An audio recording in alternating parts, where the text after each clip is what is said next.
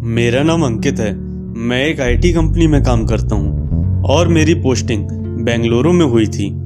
मेरी कंपनी ने मुझे एक रेंटेड अपार्टमेंट दिलवाया जो शहर से थोड़ा दूर एक शांत इलाके में था। वो तीसरी मंजिल पर था और बिल्डिंग में ज़्यादा लोग नहीं रहते थे। मुझे भी अकेले रहने की आदत थी, इसीलिए कोई दिक्कत नहीं हुई। दोस्तों, पहली रात जब मैं अपार्टमेंट में सोने गया तो मुझे अजीब सी बेचैनी हो रही थी। ऐसा लग रहा था जैसे कोई मुझे देख रहा हो।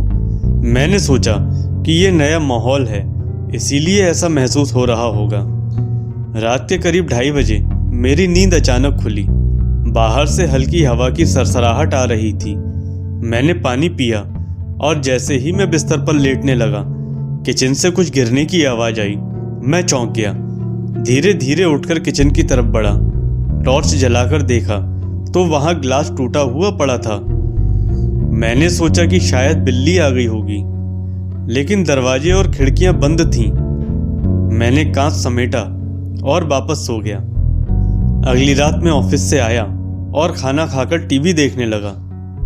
करीब 11 बजे मैंने सोचा कि अब सो जाना चाहिए। जैसे ही मैं बेडरूम में गया, मुझे दरवाजे पर दस्तक की आवाज़ सुनाई दी। कौन हो सकता है इतनी रात को, मैंने मन में सोचा। मैंने दरवाजा खोला, लेकिन बाहर कोई नहीं था। सोसाइटी में इतना सन्नाटा था कि दूर तक कोई दिख भी नहीं रहा था। मैंने दरवाजा बंद किया और जैसे ही पलटा, मेरी आंखें फटी की फटी रह गईं। ड्राइंग रूम में कुर्सी हिल रही थी। दोस्तों, अब मैं डरने लगा था, लेकिन मैंने सोचा कि शायद ये मेरा भ्रम होगा। मैंने कमरे में लाइट जलाई और जबरदस्ती सोने की कोशिश करने लगा। रात के 11 बजे मेरे कमरे का तापमान अचानक बहुत ठंडा हो गया। मुझे ऐसा लगा जैसे कोई मेरे पास खड़ा हो।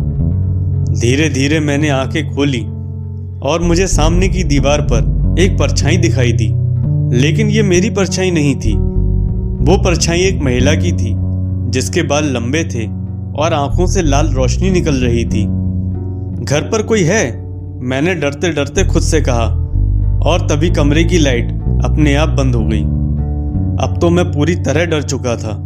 मैंने मन ही मन हनुमान चालीसा पढ़ना शुरू किया। जैसे ही मैंने चालीसा पूरी की, एक भयानक चीख पूरे अपार्टमेंट में गूंज उठी।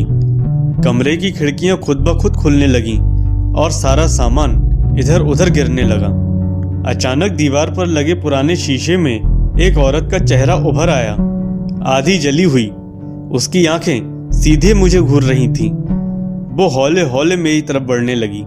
मैंने तेजी से अपना मंत्र जाप जारी रखा। कमरे की हवा भारी होती जा रही थी और फिर एक जोरदार धमाके के साथ सब कुछ शांत हो गया।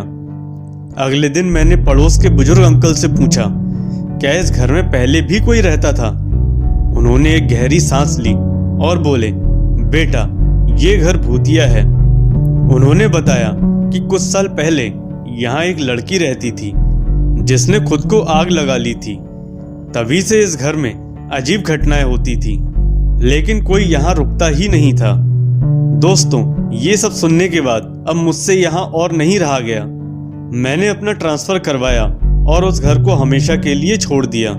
लेकिन आज भी जब कभी मैं उस बिल्डिंग के सामने से गुजरता हूँ तो लगता है जैसे कोई खिड़की से मुझे देख रहा हो। घर पर कोई है, ये सवाल आज भी मेरे दिमाग में गूंजता रहता है।